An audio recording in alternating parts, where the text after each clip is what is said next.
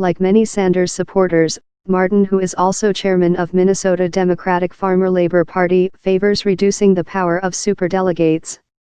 Though decreasing the number of unpledged superdelegates will decrease the party's institutional strength, Martin believes this gesture of good faith will increase the party's legitimacy in the eyes of voters. About 16% of the 4,763 delegates to the 2016 Democratic Convention were unpledged superdelegates, that is, delegates free to vote for whomever they choose at the party's nominating convention.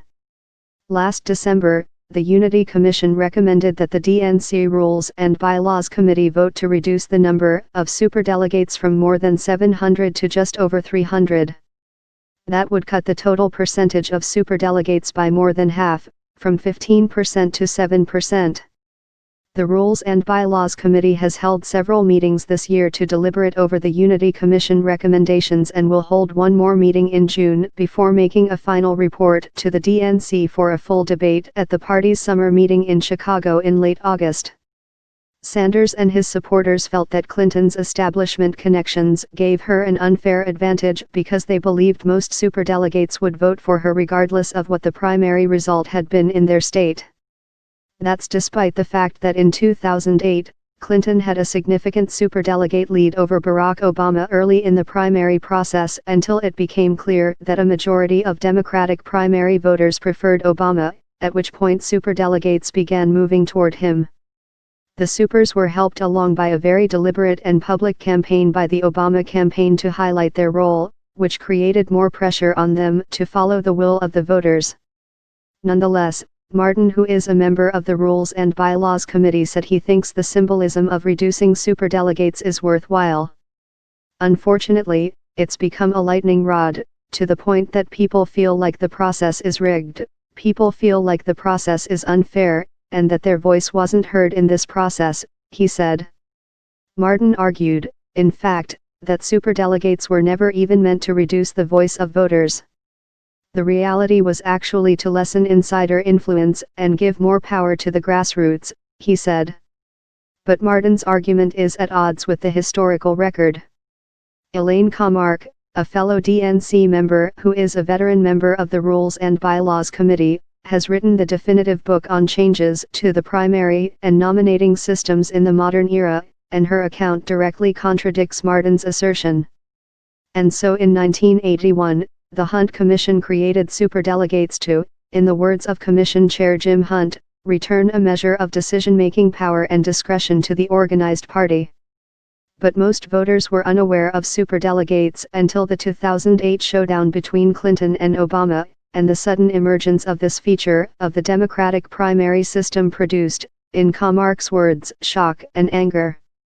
Kamarck herself now supports the reduction of superdelegates, viewing the issue as a lost cause. You can't say to people who have grown up assuming that the voters make the decision on the nominee, "We're not going to let you do that," she said on an earlier episode of The Long Game. But Kamarck has not given up on attempting to rebalance the primary process to give party insiders more influence over the outcome. As News Pulse News has reported, while voters often see the parties as controlling politics, most reforms over the past half-century, with the Hunt Commission being one noteworthy exception, have reduced the power of the two political parties over and over. And many observers and experts believe the hollowing out of the parties and the suspicion of insiders and the establishment is a fundamental reason why American politics is so dysfunctional. Kamarck proposed a year ago that the Democratic Party hold a convention before the primary voting begins to limit the number of candidates who can get on the ballot. That idea has not gained much traction inside the DNC, if any. Despite the divisions that still remain, Martin is hopeful that Democrats can unite ahead of the midterm elections. "I believe that political parties matter, that they still matter. They're very important, and I would say, in a weird way, probably even more important now, as you start to think about the outlets for all of this energy out there," Martin said. In fact, he said, if opponents of President Trump want to accomplish anything politically, they will have to move beyond simply resisting and begin investing time and effort into party organizing. these resistance groups like Indivisible and Stand Up and Our Revolution and Swing Left, all these groups that have formed since Donald Trump's inauguration, they've done a great job of resisting Trump and his policies and other Republicans who are following suit, Martin said. But at some point, they need to channel that energy into really tangible electoral activity if they are going to actually get power back from Trump and the Republicans, and to do that, the best place for that is two political parties and working in concert with our candidates up and down the ballot, he said.